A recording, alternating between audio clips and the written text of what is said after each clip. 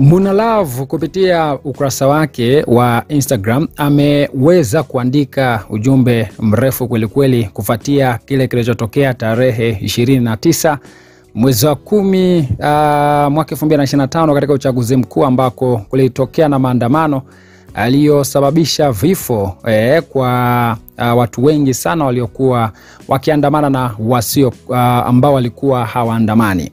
Sasa Muna Love ameweza kuandika ujumbe kwenda kwa wasanii wa muziki, waigizaji, wakurugenzi, watu wa mitandao, viongozi wa kiroho, wavaa majukwaa. Sauti zenu zina nguvu sana, anadai. Anasema zinaheshimika, zinasikika.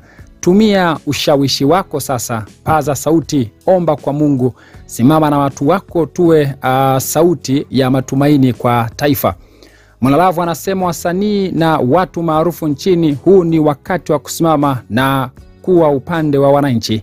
Naomba kwa unyenyekevu Mungu awajaze moyo wa upendo wa agape, upendo usio na masharti, ili msimame kutetea haki za wananchi waliofanya kuwa mlivyo leo. Mashabiki zenu wengi wamevunjwa mioyo, wamejeruhiwa, wengine wamepoteza maisha au wapenzi wao, huku wengi wakihisi kusalitiwa na nyie mliokuwa sauti yao. Sasa ndio wakati wa kuonesha kwamba bado mnao Simameni kwa haki, si kwa vita. Hakuna mtu anaishi juu ya taifa lake. Taifa likiumia, nyie mnaumia pia. Kimya chenu kinaumiza sana. Kumbukeni, taifa likikombolewa leo, mmekombolewa ninyi na vizazi vyenu. Mimi na vizazi vyangu, sote tunahitaji taifa lenye haki na amani kwa ajili ya vizazi vyetu vya baadaye. Kukaa kimya si busara, haijalishi ulikuwa upande gani au chama gani.